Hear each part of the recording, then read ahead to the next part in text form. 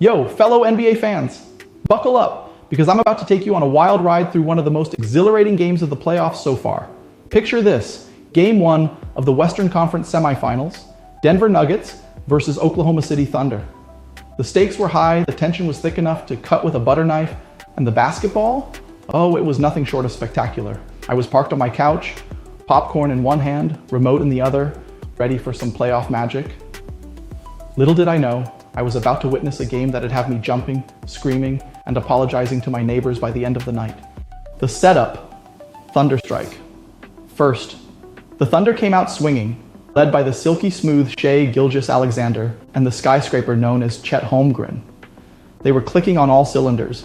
Shai was slicing through the defense like he was auditioning for a ninja movie, and Chet was swatting shots like he had a personal vendetta against the rim. By the fourth quarter, OKC was up 11 points with under 5 minutes left. I'll be honest, I was sweating. It looked like the Nuggets were toast, and the Thunder were about to waltz away with Game 1. But here's the thing about playoff basketball. It's never over until the fat lady sings.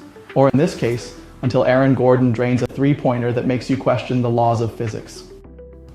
The turning point, Jokić unleashes the beast. Just when hope seemed lost, Nikola Jokić decided it was time to remind everyone why he's the reigning MVP. This man turned into a one-man wrecking crew, dropping 42 points and snagging 22 rebounds like he was collecting souvenirs. Watching Jokić out there was like watching a giraffe on roller skates. Awkward, graceful, and somehow unstoppable all at once. There was this one play where he faked out two defenders with a pump fake, then flipped in a hook shot while getting fouled. I mean, come on, that's not fair. The dude's a basketball wizard, and he was casting spells all over the court. Westbrook's revenge tour. But Jokić didn't do it alone. Enter Russell Westbrook, the former Thunder star who came off the bench like a tornado in sneakers. Russ was everywhere, diving for loose balls, pushing the pace, and throwing down a dunk in the third quarter that had me yelling, "Take that, OKC!" It was like he had a neon sign over his head that said, "Miss me yet?" The Thunder must have been kicking themselves. Imagine letting your ex go, only to watch him thrive with someone else. Ouch, right? Westbrook brought 18 points, 5 rebounds, and pure chaos in just 22 minutes, proving he's still got that fire. The comeback, Nuggets find their groove. With Jokić and Westbrook leading the charge, the Nuggets started chipping away at that 11-point deficit. Coach Michael Malone pulled some genius moves, switching to a small lineup that turned the game into a track meet.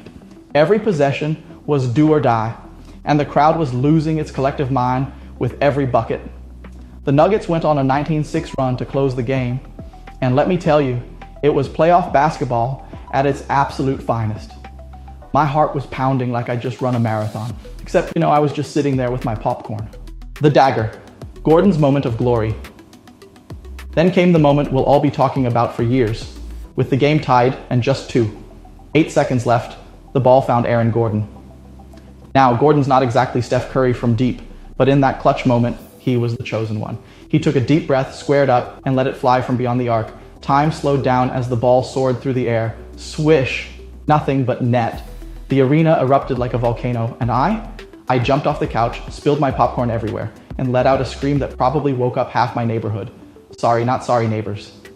The Thunder had one last gasp, but their desperation heave clanged off the rim, and the Nuggets sealed a 121-119 victory. What a game. Thunder deserved their flowers. Now, let's not sleep on the Thunder. They were fantastic. Shai dropped 35 points with that smooth, crafty style that makes you wonder how he even gets those shots off.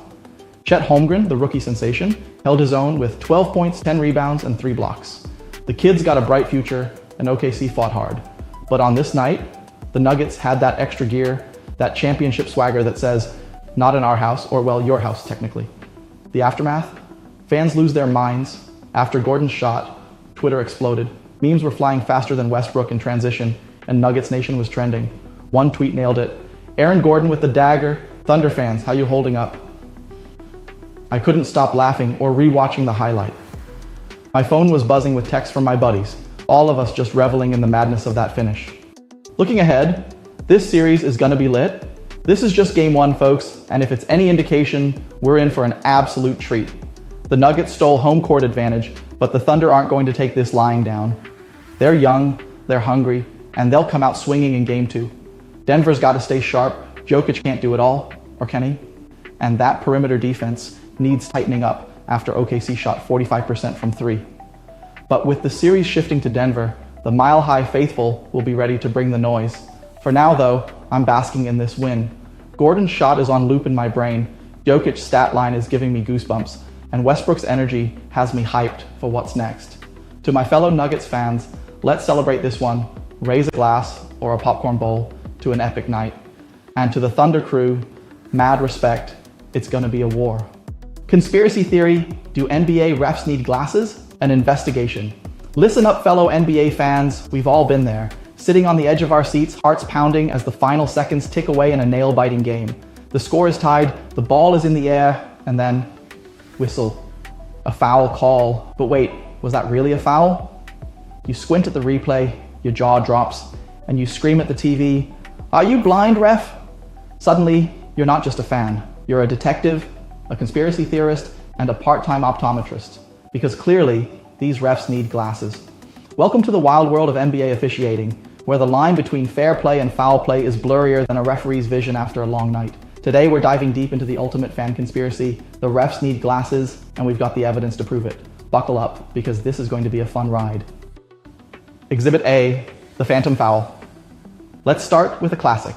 It's Game 7 of the playoffs, and your team's star player drives to the basket. He leaps, the defender barely breathes on him, and whistle, foul.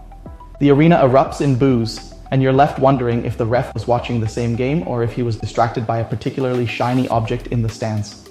The replay shows minimal contact, the kind that wouldn't even make a toddler cry, yet the ref saw a mugging. It's like they're watching the game through a funhouse mirror, where every nudge looks like a full-on tackle. This isn't just a one-time thing. Phantom fouls haunt the league like ghosts in a haunted house. One study, a quick Google search, shows that refs miss or incorrectly call about 10% of fouls per game. That's 1 in 10. Imagine if your Uber driver missed 1 in 10 turns. You'd end up in a different state. But hey, refs are human, right? Or are they? Maybe they're just in desperate need of some stylish Warby Parker frames. Take, for example, a certain bearded superstar who shall remain nameless. Cough, James Harden, cough.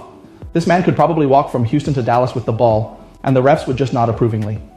Meanwhile, a rookie takes an extra half step, and suddenly it's a federal crime. It's almost as if the refs' glasses have selective focus, zooming in on some players while giving others the "I didn't see that" treatment. Maybe they need bifocals, one lens for stars, one for everyone else. Exhibit C, the goaltending gaffe. Now, let's talk about goaltending. The rule is simple. Don't touch the ball on its way down toward the basket. Easy, right? Apparently not for our bespectacled, or should be bespectacled, refs. There are moments when a player swats the ball so late it's practically already in the cylinder, and the refs just shrug. Other times, a defender breathes near the rim and whistle, goaltending. One infamous incident involved a certain game where a player, let's call him LeBlocking James, sent a shot into the 5th row, and the refs called goaltending. The ball was still rising. It was like calling a strike on a pitch that hadn't even left the pitcher's hand. The replay was shown 17 times, and each time it got more absurd. You could almost hear the ref thinking, well, it looked like it might have been going down eventually. Perhaps a nice pair of prescription lenses could help with depth perception? Exhibit D, the timeout. That wasn't timeouts are sacred in basketball. They're like lifelines in a game of Who Wants to Be a Millionaire? But sometimes refs seem to forget that. Picture this. A coach is frantically waving his arms, screaming for a timeout as his player is trapped in the corner. The ref looks right at him, nods, and then nothing. The player turns it over, the other team scores, and the coach looks like he's about to spontaneously combust. Later, the ref claims, "I didn't see the timeout signal." Didn't see it? The coach was practically doing interpretive dance on the sideline. Maybe the ref's glasses were fogged up from all the intensity, or perhaps they were too focused on the game's snack table. Either way, it's a mystery that keeps fans up at night. The stats don't lie, or do they? Now, to be fair, refs have a tough job. They're making split-second decisions in a fast-paced game, and they don't have the luxury of replay. Except when they do, but that's a whole other conspiracy. According to the NBA, refs are accurate on about 90% of their calls, which sounds pretty good, until you realize that means they're wrong 10% of the time. In a close game, that 10% can be the difference between champagne showers and sobbing into your jersey. But here's where the conspiracy deepens.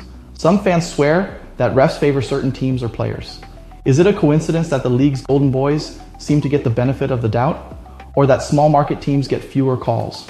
It's like the refs' glasses have a built-in bias filter. Of course, the NBA denies any favoritism, but we fans know better. We've seen the superstar calls and the makeup calls that make you wonder if the refs are just trying to keep things interesting.